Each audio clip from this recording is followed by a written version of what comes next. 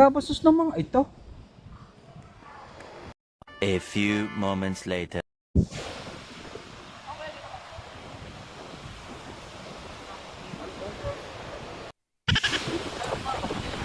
Parang kain mo mo. Ano ka nangyari dyan? Temo, ayun o, sakit ng puway. Siya nga yan o. Ano yan? Ay, para kita ko kanina lang. Kalasing ano, hindi pa nga ako. Ang pinag-uusapan din niya. Oo, eh. Oh. Kape. Oh, temo papaw, tama ang hinala ka. Siya nga yan. Oh, gumayon eh. Oh. Walang yan.